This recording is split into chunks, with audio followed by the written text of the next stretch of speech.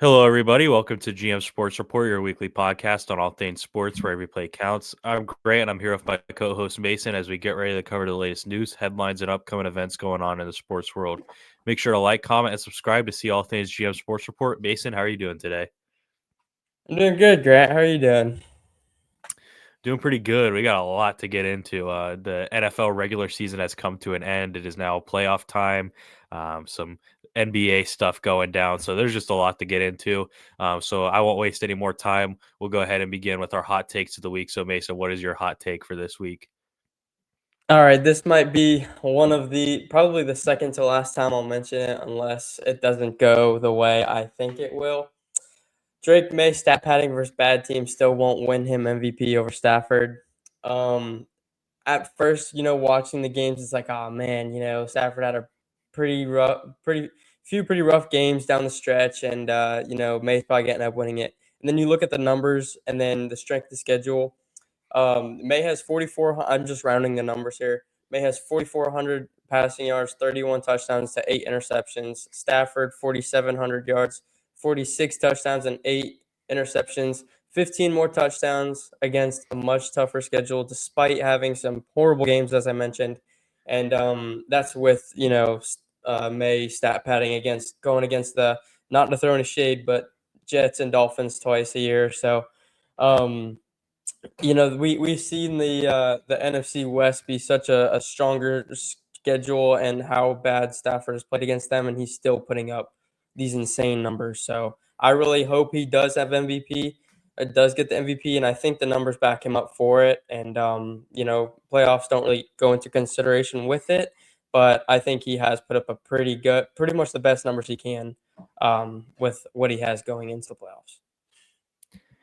Yeah, I have a talking point about that in my takeaway, so I'll hold off for right now. But Hmm. um, I do agree with you there. For my hot take of the week, I don't really know if this is more of a hot take. This is kind of just something I've been wanting to talk about.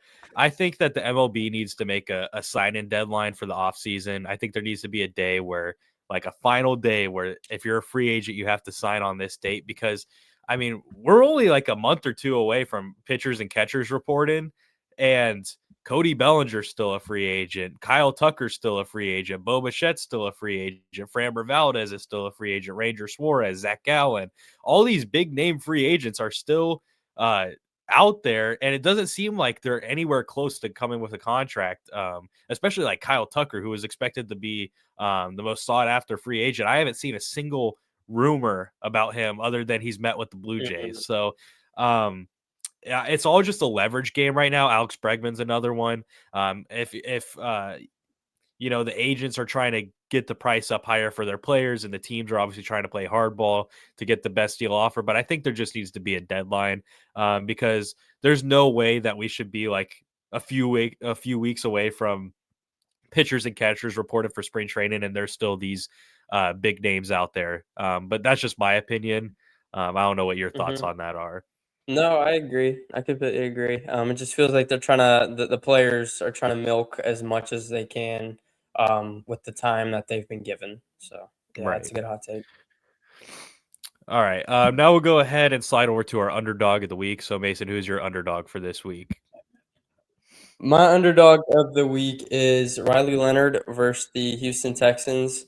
Riley Leonard went for 270 passing yards, had threw 2 touchdowns and ran a touchdown in. I believe he had like 20 something rushing yards, but Texans are one of the best defenses in the league, and I do believe that if Riley Leonard was healthy, um, when Daniel Jones and the whole Philip Rivers thing went down, I think that the Colts would find their way in the playoffs.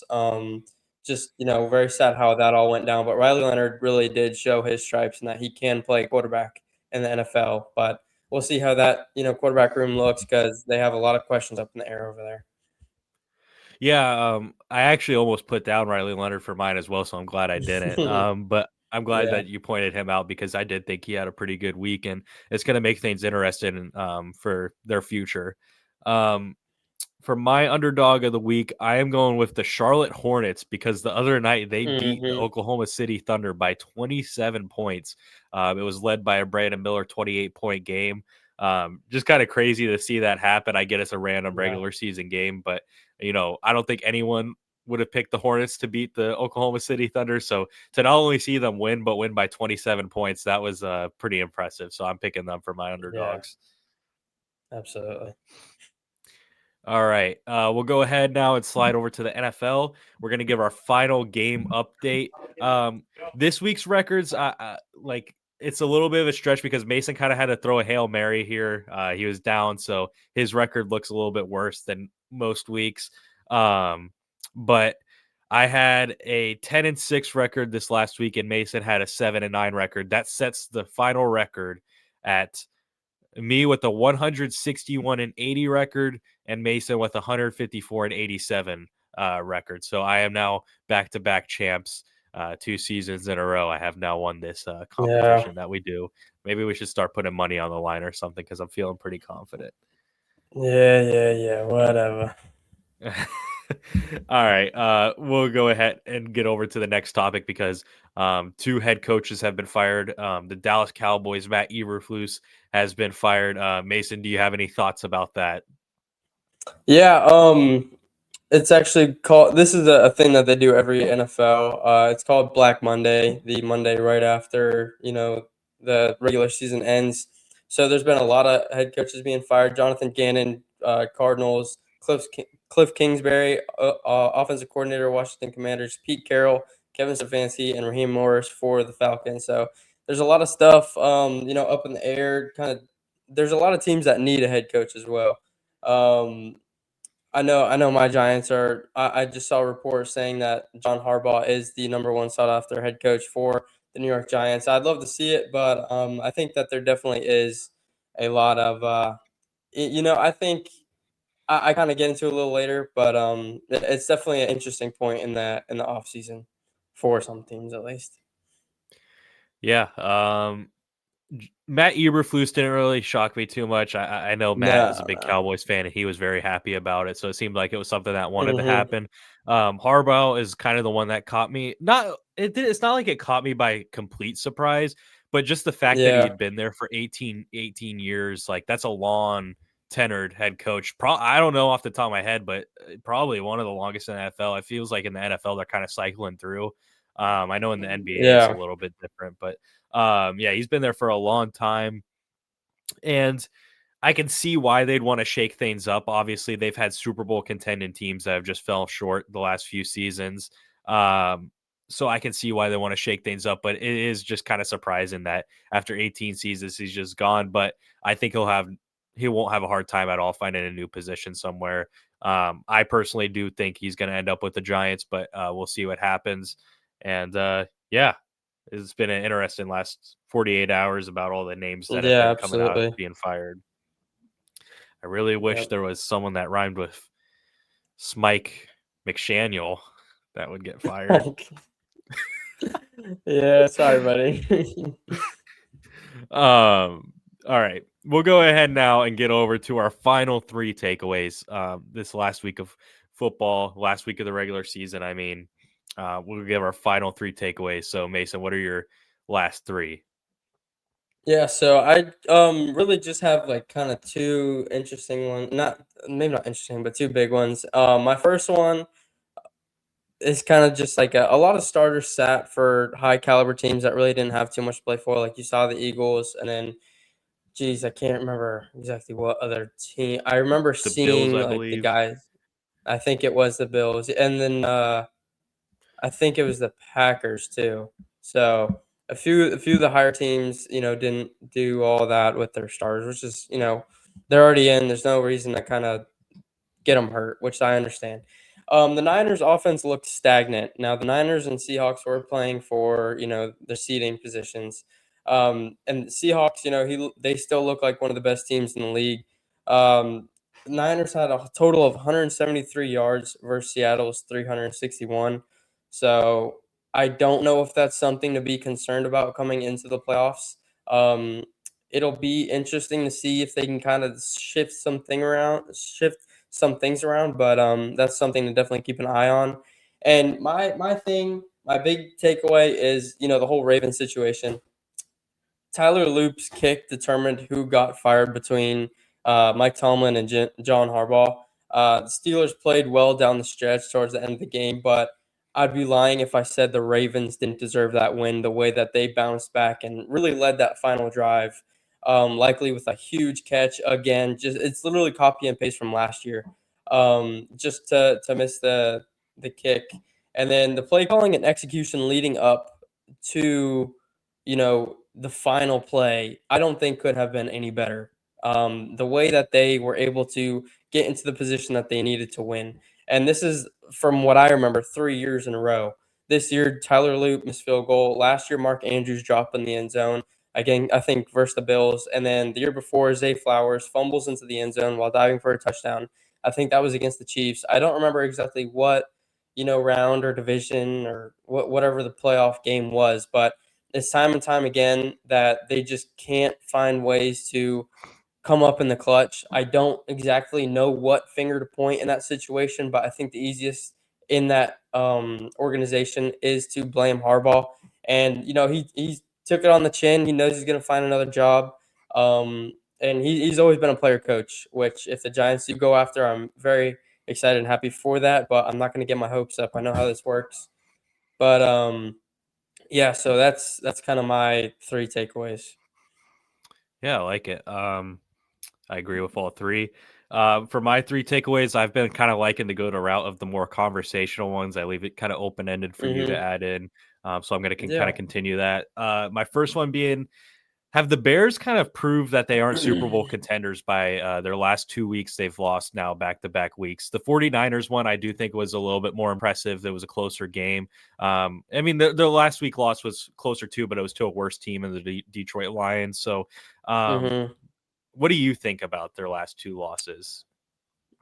I kind of knew that they were never a Super Bowl contender in this league. I think that we mentioned before that this is like a developing team who is really just getting their feet wet in this, playoff environment and this winning environment. Because if we've seen how the Bears have been the past few years, this is a complete different change in culture. So it seems like that uh, Dan Campbell has some kind of spell over the over Ben Johnson and the Bears because that's two games this year that they've lost against the Lions. So I think that I think they'll still do well in the playoffs. I don't know how far they'll make it, but I think this is a great setup season for what's to come because they have a good core, a good young core. So it's going to be exciting to watch in the future.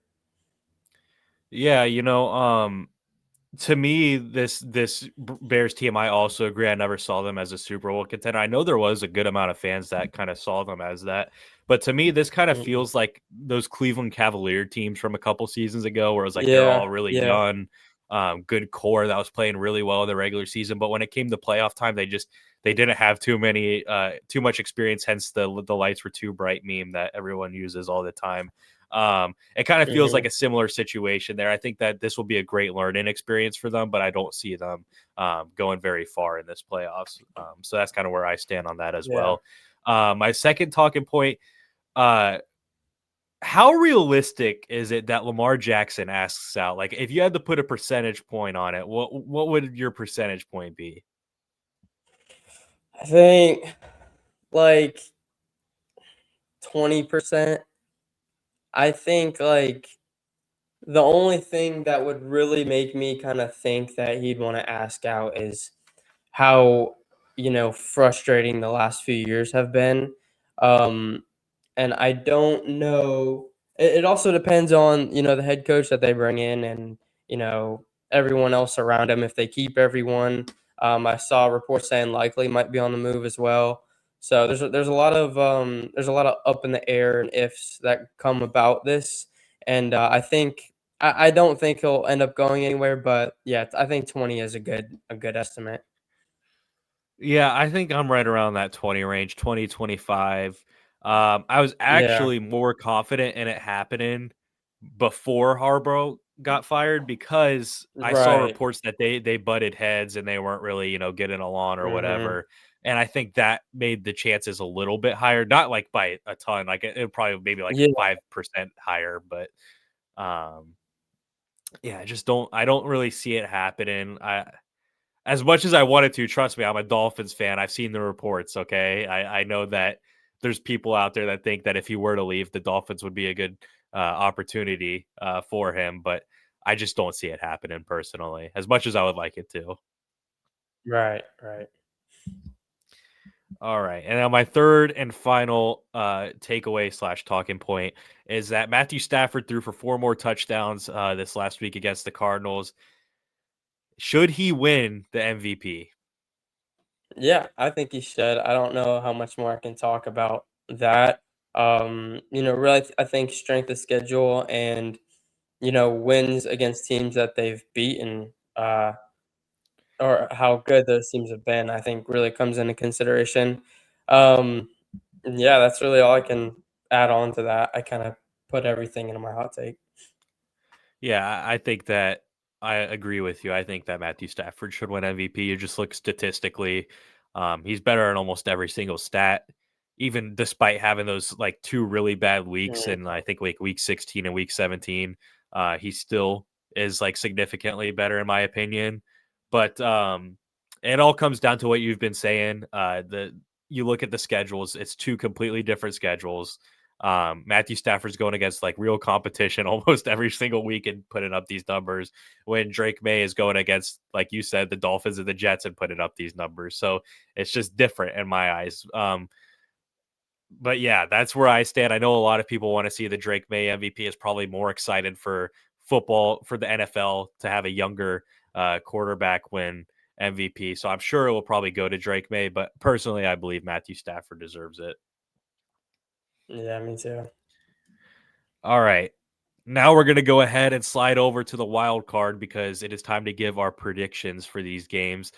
Very excited. I'm so excited for these playoffs. I think this is going to be one of the most fun playoffs you could possibly watch. Just Hmm. even looking at some of these games, it's like hard to predict a lot of these Oh games. yeah, So yeah. I'm excited to see where our minds are at for when we do these predictions. And we'll go ahead and start with the LA Rams versus the Carolina Panthers. Who do you think is going to win this game?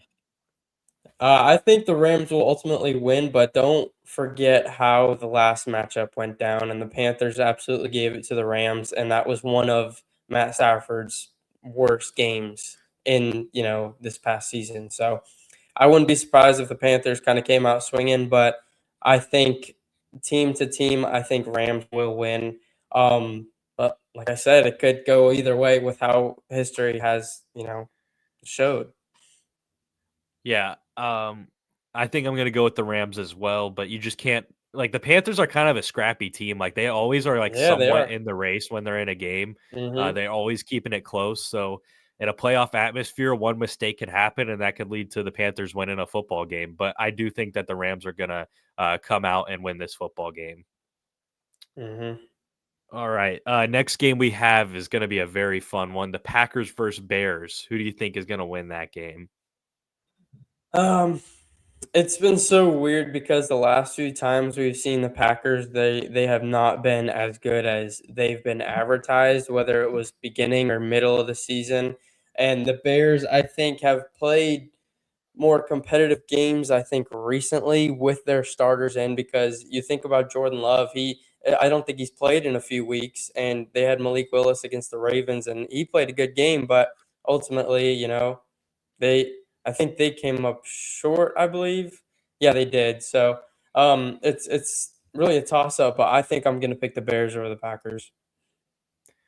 Yeah, so these teams, when I'm looking at them on paper, I think they're both so close as far as talent wise. Like they're very similar in talent in the talent department.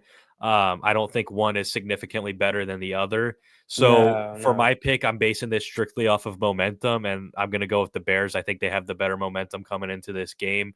Granted, they have lost their last 2 weeks, but that game they had against the 49ers was an absolute shootout and a great battle tested game for this young core to have that sort of a game. I think that really prepares them for the playoffs ahead. And like you said, Jordan Love has been kind of dealing with injuries on and off. Really, this whole That whole season, and team a lot has of their been. other players. Yeah. Yes, exactly. Yeah, their whole team has been. So I'm going to go with the Bears as well. I also just think it'll be fun to see the Bears kind of move on and see what they can do. Um, but yeah, I'm going to pick Yeah. the Bears. All right, next game we have this one. This one's interesting. I'm going with it's the Bills versus Jaguars. Basically, who are you going with for this game? I'm going with the Jaguars. You talking about momentum and teams that you think could really pull off an upset. I honestly, is it even really an upset though? Because Trevor Lawrence and that Jags team has been playing absolutely amazing this whole year. And when you just go name for name, it's like, oh, Bills are absolutely going to win just off of what they've done in the past. But the Jaguars, I think, are really in a good spot. I love how Liam Cohen's been, building and just coaching this roster and this team. And I think that they can really beat the Bills at home this week, and it'll be very exciting to see so. Dare I say that the Jacksonville Jaguars are the team to beat in the AFC right now? I Right. mean, Yes, I when you're completely talking about agree. momentum and like you're looking at their last few weeks here, literally their last second half of the season, really, they've been a dominant football team on both sides of the They ball. have Um, I 100%. can really see them making some noise in this weaker AFC. Um, and it would start by knocking out a juggernaut like the Bills, who are always kind of in that run in. If they can beat Mhm. them, who knows what's going to happen? Like we could be seeing Jacksonville in a Super Bowl, which is absolutely crazy to say. I'd love Um, it. I'd love it. yeah, but I'm also going to pick the Jacksonville Jaguars, and it's not just because I'm a Dolphins fan and not going to pick the Bills. I genuinely believe that they are going to win this football game, and I can't wait to see this game happen. Um, but yeah, I'm going Jacksonville as well. Yep. All right, now we have another interesting one: the 49ers versus the Philadelphia Eagles. Um, I just how sloppy the Niners have been. It's so weird because both of these teams I feel like have underperformed all year. And I don't know if I can, give it to either one of them just off of how they've performed, but I think I'm gonna give it. Man, it pains me to say this, but I think I'm gonna have to give it to the Eagles just because of what they could do. And I think they have a lot less injuries, and they Niners are on their like fourth string linebacker or something crazy right now, and it's just it's so scary on how they're gonna come into the postseason. I don't know how much can change. While the Eagles, they have the guys. You know that they're just waiting for everyone to click on the same page, and the postseason is the time to do that. So I think if they are gonna wake up, this is the game to do it. So I'm gonna pick the Eagles. Yeah, this one is one of the more hard ones to predict in my opinion because I could really like I know I've been saying this a lot, but I can also see this one going either way. With Mhm. Brock Purdy coming back, like the 49ers have shown glimpses and flashes of being like that Super Bowl team that we've seen in the past. But like you said, there's also been flashes of them not putting it together and looking really sloppy. So Mhm. it's kind of hard to predict which 49ers team we're gonna get. Um, and the Eagles, like they're love them or hate them, they're a battle tested team. They obviously, uh, won the Super Bowl last year, so I think that I'm ultimately going to pick them as well. Um, but yeah, if the 49ers win, I will not be shocked at all whatsoever.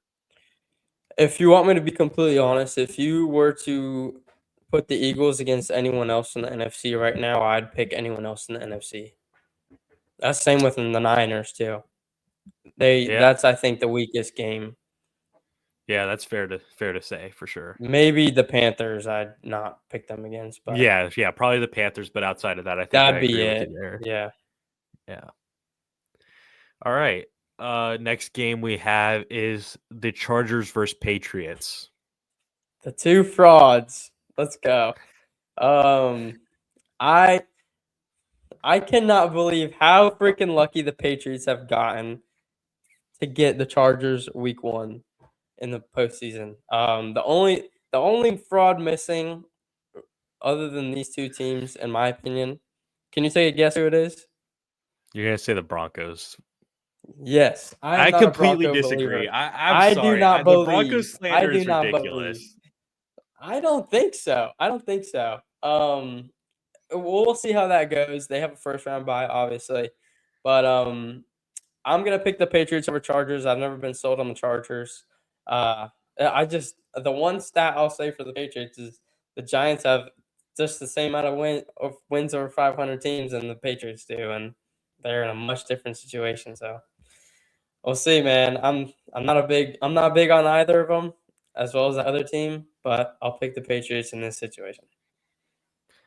Yeah, I'm gonna go with the Patriots as well. With the Chargers, I mean, obviously Herbert and Hampton and McConkey, that's like a good core of offensive players there, but they're not. They don't have enough to win this football game. I feel like, and like you said, two kind of weaker teams. I feel like as far as when you look at strength of schedule and things like that, and I think that the MVP caliber quarterback is going to win this game. So I'm going to go with the Patriots.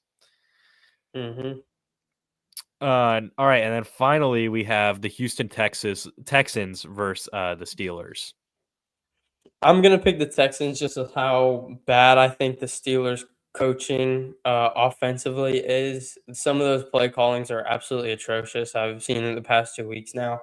It'll be like a 3rd and 15, and I know you've seen it all the time. And it's a check down or a little screen, and they expect it to break off for 2025, and it's not the way to win a game. And you saw in the last drive when the Steelers really needed to make something happen. I think Aaron was calling his own plays and they were able to get that touchdown and put them on top. Left a little too much time, but in the end, they were able to win it. But I'm going to pick the Houston Texans. I think they have a much better defense than what the Steelers have seen in the past few weeks. And yeah, I think that, their offense is good enough to beat the Steelers defense as well. So I think the Texans will win in pretty much every facet of this game. Yeah, personally, I think both these teams just have such a mid offense. I CJ agree. Stroud has just been very hit or miss. I mean, he hasn't even really been a hit, honestly, either. He's just been like a very mid quarterback, along with Aaron Hmm. Rodgers, who's also been a very mid quarterback this DK year. is coming back too, though. I forgot to Yes, mention that. yes, that's a good point to make. Is that DK is coming back, but um, I mean, I think Nico Collins is better than DK Metcalf, obviously. Um, I don't know. I think Interesting. that I'm slightly leaning towards the Texans because I do think that their defense is better than the Steelers' defense, even though the Steelers do have a good defense as well. Um, I'm gonna go with the Houston Texans, I think, and it's this one. When you say the Chargers and Patriots is like a battle of the mid, I really think this game's a battle of the mid as well. Um, I can see it going either way, but my heart's kind of leaning towards Texans. You think Nico Collins is better than DK Metcalf? Like receiver to Yeah, I receiver? do. Yeah, I do. Cool. That's interesting. Cool. I mean, DK really hasn't had that great of a season this year. I mean, I think he's carried that whole Steelers offense. Him and Gainwell have been to kind of where they've been. I think his numbers have been better than what people kind of give him credit for. I think because every week it seems like he had like a big touchdown. I mean, he's I 28th don't in think it's just yards, 47th in yeah, receptions. yeah. I mean I do think what's Nico? Do you know? I'll take a look right now because I honestly haven't been paying too much attention to Nico Collins this year. Right. I had DK on fantasy, so I kind of was kind of witnessing that firsthand. Let me Okay. take a look at Nico Collins stats. Okay, so Because yeah, I do Nico think Collins is ninth in yards with 1,117, okay. 33rd I in receptions, so higher in receptions, and then they're tied for touchdowns with 6 touchdowns. I will say Nico is a much more consistent receiver, so that definitely helps them as a whole. Yeah. Yeah. DK, 850 yards versus 1,100. Yeah, So, kept his mouth shut and his hands to himself. He'd be all right. yeah, that's true. Um, boy, if the Steelers missed the playoffs, that would have been a huge talking point. Like that would have Yeah, been would have. your star receiver missing Yeah, the last 2 weeks, and that's how you missed the playoffs. That would have been a crazy talking point to talk about. yeah. But Mhm. luckily, they got the job done for that sake. Yeah, it should be interesting to see what these wild card games look like. I'm surprised we actually agreed on everything. I really Mhm. thought you were gonna pick the Bills, and that would be like my difference pick. But I'm glad we're on the No. same page there. Mm-mm. Yeah. Um, all right. So yeah, we'll go ahead now and slide over to the NBA. Kind of starting out with a big headline. I'm sure one you could care less about. Trae Young, Mhm. his time in Atlanta is officially over, it seems. Shams came out with a tweet the other day saying that his camp and the Hawks are looking for trade options for him. So Ice Trey era is over in Atlanta. What are your thoughts on this? Where do you see him ending up? Let me know what your thoughts are as a Knicks fan. The ice has melted. I think he's gonna go to. I think the all indications I've seen is going to the Wizards. I saw he and his team would be interested in Minnesota or Brooklyn, but neither teams have expressed interest in him. So it's kind of like a one-way street right there. But it seems like all signs are kind of pointing towards the Wizards. Yeah, I think it's safe to say that the Wizards are the favorite right now. A list of his desired locations came out, and it was Washington, Miami, Boston, and the Lakers, I believed, were his teams Who's that gonna were tell, his bro? preferred. Yeah, those were his preferred destinations. Um, I as a fit though, I think the best team for him to go play on would be the Toronto Raptors. I don't know how realistic Hmm. that is, but when you just kind of take a look at that Raptors team, they could really use a point guard that can play make. And the one thing about Trae Young is he is so bad at defense that you need to have a great defensive lineup behind him Yeah, they to do kind of have a good balance that defense. out. Yeah. And the Raptors have a fantastic defense. So that's a team that Hmm. I would like to see as a basketball fan him go to, but I don't think it's realistic. Another team that I think could be a sleeper, although it's not one of his preferred destinations. Don't be surprised if the Milwaukee Bucks name pops up at all in this because they're I looking saw to that. add Yeah. on to try to please Giannis. And I think Trae Young is kind of Please, that perfect Giannis. opportunity to try to please him. And we'll see if they get in the mix as well. But I do think that this is the Washington Wizards player to lose. All the reports are kind of lining up for him to go there, which will be a very very unique team to see. Yeah, that'd Because be interesting. you got the great young players and Alex Sarr and Koulibaly and all those young guys, but are they really there yet? Where a Trae Young elevates them to a playoff contended team? I don't think so. Um, Hmm. but it would be interesting. Yeah. Yeah, I don't know. Yeah, so we'll see what happens as the next few kind of weeks happen. Another thing that might be interesting to keep an eye out is that Atlanta is one of the only teams that is interested in Anthony Davis right now. So maybe a 3-team trade will go down, sending Anthony Davis to the Hawks, trade to a third party, and obviously Mavericks receiving something, maybe like a CJ McCollum expiring contract or something like that. We'll see what happens. Jeez. All right. Now we'll go ahead and get into our player of the week. So Mason, who's your player of the week? I'm gonna have to go with Tyrese Maxey. This past week, he's averaged, I think it was 3 or 4 games. They said was 34.7 points per game, 8.7 assists per game. So I mean, he's been balling. I think he's pretty much been balling all year. So I think he got Eastern Conference Player of the Week as well. So Tyrese Maxey. Yeah, I also went with Tyrese Maxey. I mean, he's just been absolutely phenomenal. Like you said, 34, 7, and 9. Those are just fantastic numbers. He's really been keeping the Sixers afloat despite all their injury problems that they have every single year. It's really time to just hand him the keys of this franchise and let him start making the moves instead of trying to please Embiid. It's time for the Maxey era, in my I opinion, mean, because they this have guy is their just, side guys. You know. yeah, this guy is just a walking bucket. Every night he's putting up 25 or more points. I think he's averaging 27 on the year. Just a fantastic player. I love Tyrese Maxey, and I'll never live it down that the Heat picked Precious Achua the pick before Tyrese Maxey was taken. So that's always a sore spot for me. Hmm. All right, now we'll go ahead and go into our team of the week. So who's your team for this week? So I'm gonna go with 2 good and 1 bad, and both of these teams went 7-3 in the last 10. That is Minnesota and Phoenix. They are both fighting for that 6th seed in the West. So they're playing relevant basketball still. And my bad is the Indiana Pacers, 6-31 on the year. They are 0-10 in the last 10, and it is it's a watch. It's something to watch. So Hmm. yeah. It's also a New York team that's expected to win the finals. That's 4-6 in their last 10, I believe. But It's everyone goes through a rough spot. We won like 11 in a row. I'm We're not all picking them as right. my team of the week. Don't worry. I went with the Minnesota Timberwolves as well for my team of the week. They're 7-3 in the last 10, like you said. I've personally watched them dismantle my team twice in the last 6 days. So I could use a break from them, but I was watching Mhm. them. They're a legit team. It's Like the so Anthony weird. Edwards gets it going. Julius Randle and Dante DiVincenzo have been really well over there. Rudy Gobert having a solid season, despite all the hate that he gets. Um, Defensively with Jaden McDaniels, they're a really solid team. And this is kind of what another reason why I picked them is to kind of bring up this point. It just shows there's levels to the West and the East because they're 24-13 overall right now. That's a good enough record to put them second in the East right now. And they're fighting for a But sixth they're seed in the 6th. West. Yeah.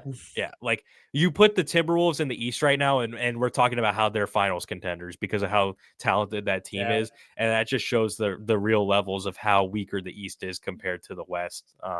So that's kind of something that I wanted to point out because I just can't believe that a 24-13 record nets you sixth place when in the East it would net you second place. It's just crazy. Mhm.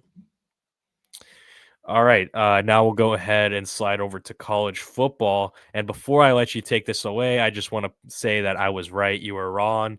The Miami Hurricanes are moving on 'Cause of the after. defense, let it go. Yeah, It I ain't know, 'cause and of I who you said that they were think. going to win. I didn't say how they were going to win. I just said they were going to win, and you said no Yeah, chance they win. But looks like it's I know okay. college football a little bit after all.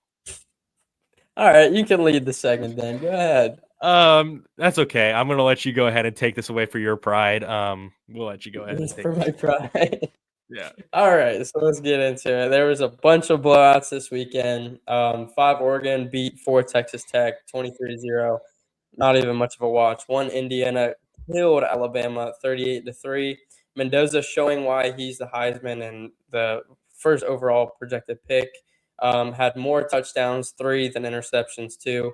10 Miami beats 2 Ohio State, 24-14. Miami's defense have carried them all year through the highs and lows that their offense has been going through.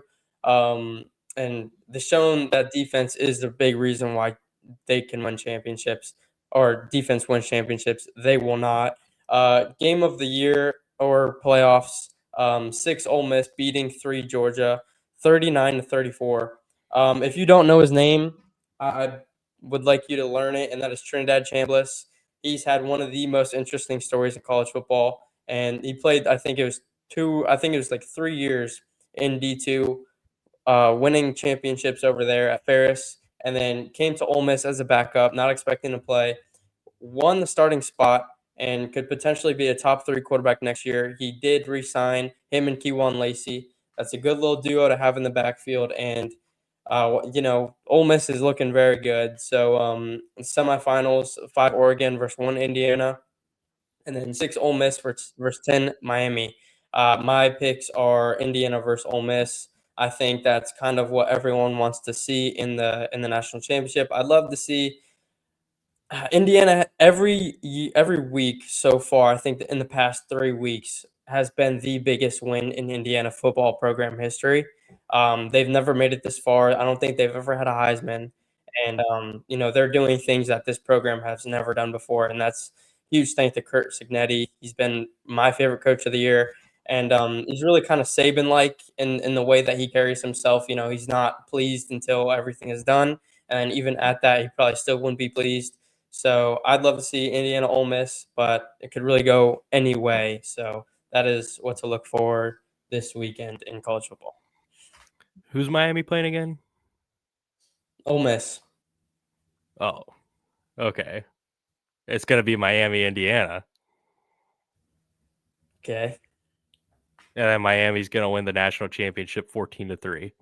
That's my predictions. Wow, what a game. What a fun game. Hey man, defense wins championships. I don't make the rules. Okay. All right. What's your actual predictions? Okay. So it's Indiana versus who? Oregon. Okay, that actually might be an interesting game. But I'm gonna go It'd be a good Indiana. game. Yeah, Yes, me I'm too. gonna go Indiana, and then Miami, Ole Miss. I'm genuinely going Miami. Like I might as Okay. well ride this wave until it falls. You know. Yeah, I mean you have not enough for it, so might as well. Yeah, yeah. So I'm going Miami, Indiana, and I think Miami will win. I don't. Okay. Yeah. Last time I said something, it didn't go my way, so it's gonna It leave it at happens a that. lot, with the game predictions and other things on this show, but it's okay. Whatever, dude. Whatever. All right, that's pretty much going to wrap up this episode. Thank you guys for tuning in to this week's episode of GM Sports Report, where every play counts. Please make sure to like, comment, and subscribe to be able to see our weekly episodes on all things sports. For additional content, check the description, see links to our Instagram and TikTok account. This is Grant and Mason signing off for now. Have a great week, everybody. Thank you, guys.